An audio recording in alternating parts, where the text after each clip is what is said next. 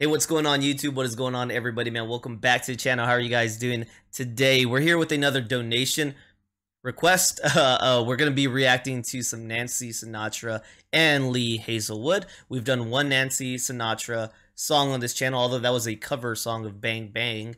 And Lee Hazelwood, I do not know. So this will be my first time hearing Lee Hazelwood. This is Some Velvet Morning.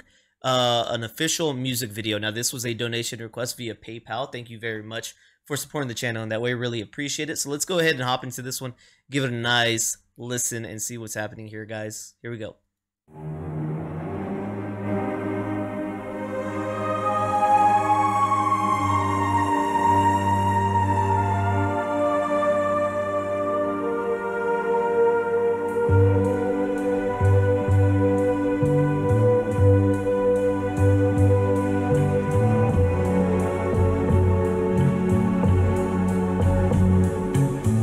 Some velvet morning when I'm straight,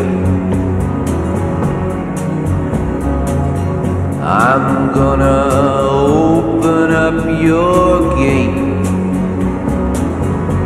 Not one of them voices.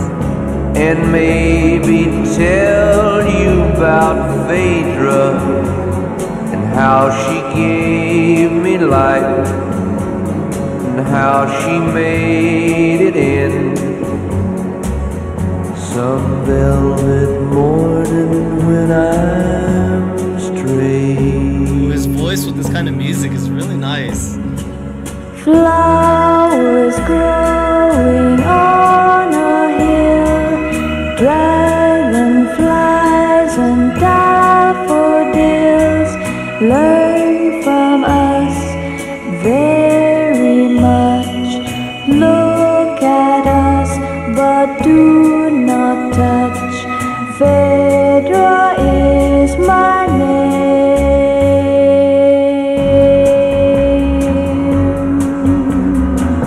Some velvet morning when I'm straight, I'm gonna open up your gate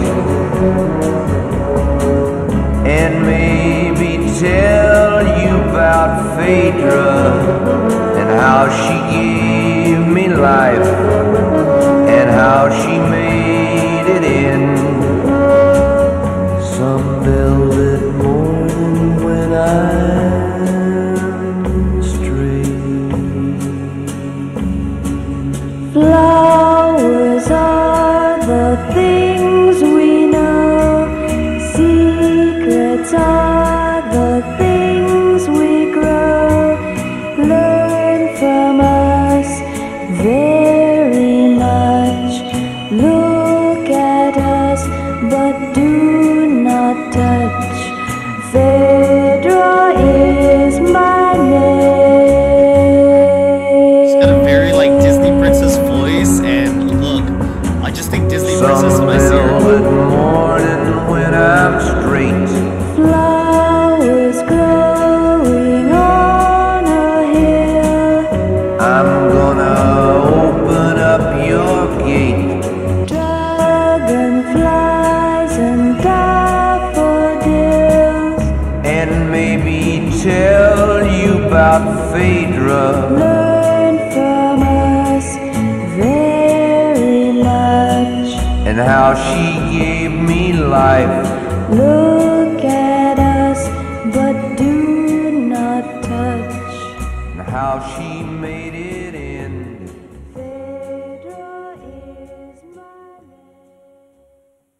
Okay, so I think my take here is that I like both of their parts. I like both of their parts, but you gotta listen, right? If you're listening, there's different music accompanying their vocal sections. I don't know that they blend together so well. It's not flawless. It's not a flawless transition, especially there at the end. I'm actually going to play it just once back. I like their parts independently and how they stand on their own. I think they're both great. Hers is almost whimsical fantasy. Like I said, Disney princess. I get like Snow White vibes listening to Nancy Sinatra's section on that song. Not only her vocals, But just the whimsical sounds, they're kind of swaying like leaves in the wind, right? And then you get his, it's a much more he's not so deep in the voice. He's not like Leonard Cohen's voice, but he's definitely deep. And then his is almost, I wouldn't say Western vibe, but it's the sounds, not their voices, but the sounds behind their voices. I don't know if they complement each other in the way they were using them in transition. So I want to play that back one more time. You guys give me your fair, honest thoughts on that. And if I am just wrong, I'm just wrong. And maybe tell you about Phaedra. Learn from us very much. And how she gave me life. Look at us, but do not touch. And how she made it end.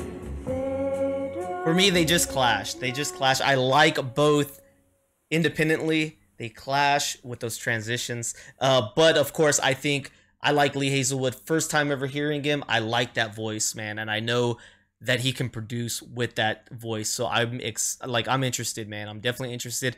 Nancy, 2 for 2. I think she's just got a beautiful sound. She's got a beautiful voice on her. And I like her voice, especially, but the way they carried, she carried it on Bang Bang, the way that song went down, like, still more of a favorite to me than this Some Velvet Morning. But I do like both of the, I don't know if if this is how the song is, or if they both have their own independent version and they're kind of melded together. I don't know. But outside of the ending right there where they're side by side, I thought very good, man. So thank you so much for the donation request. Really appreciate that.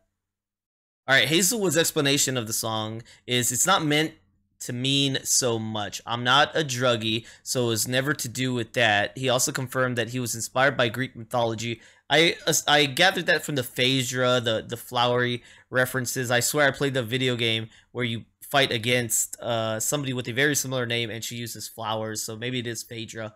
So that's where my mind connected when they were saying Phaedra. He also confirmed that he was inspired by Greek mythology. I thought they were a lot better than all those fairy tales that came from Germany that had killings and knifings. There was only about 7 lines about Phaedra.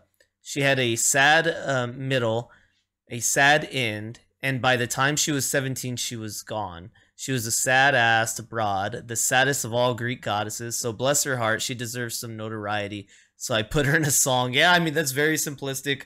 Really no direct meaning there. But a British journalist was saying about how the lyrics were so puzzling and otherworldly that they had endless interpretations. And I believe whatever idea you came up with what the song meant is what it meant, because that's my thought on music, man. There's no definitive reason. Even if the artist says it means A, it could mean B to me, and that's okay with me.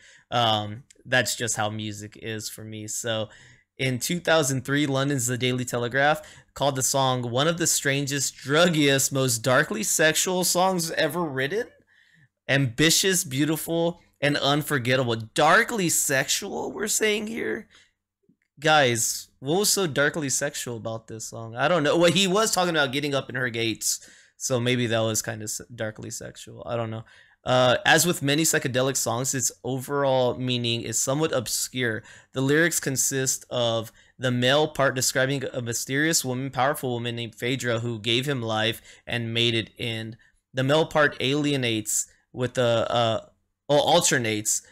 female part who identifies herself as Phaedra and speaks over ethereal, twinkling music about beautiful nature imagery and about the secrets held by an unknown collective, us.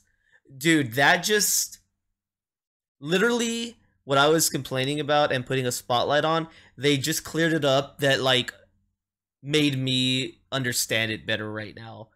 We're talking about a goddess and maybe this physical being.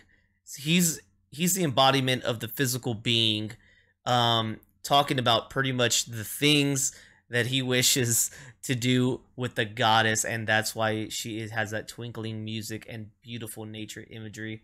That just connect the dots for me, man. I was falling flat on that. Flowers growing on a hill, dragonflies and daffodils learn from us very much. Look at us, but do not touch. Phaedra is my name. So really nice, man. There it is. Yeah, so they also even talk about the rhythm, man. They broke this down. They said the rhythm noticeably alternates between Hazelwood's verses and Sinatra's chorus lines. The former all in 4/4 common time, and Sinatra's parts briefly changing to 3/4 waltz time and back again. The end of the song involves a back and forth between the two singers, highlighting the change in rhythm.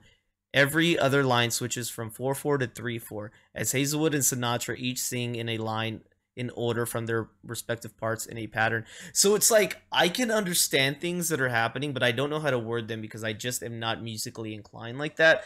But they did a really well job, and like I said, they actually brought me into the fold. They pulled me into the fold in areas that I was missing before. So I actually like that I actually take some time to read at the end of these videos now, because really they explained it me things that otherwise I would have just fell on deaf ears and not been any wiser about it. So here we go. This song was released in 1967. They call it psychedelic rock country.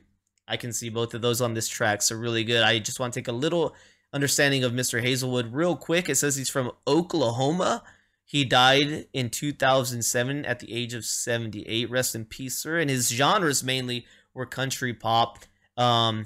Yep, so I don't know how big his career and catalog were, but I liked his voice on this track, so I can only assume there's definitely some good stuff that was put into the world by this man here. So thank you guys so much for tuning in here today. Hopefully you enjoyed the reaction. I'm sorry they're so long sometimes, but I appreciate you sticking around to this point if you did. If you enjoyed the video, please don't forget, like, subscribe, check out the descriptions down below for other ways you could help the channel, including donation requests if you so choose. With that being said, I'm gone, and I'll see you on the next one, okay?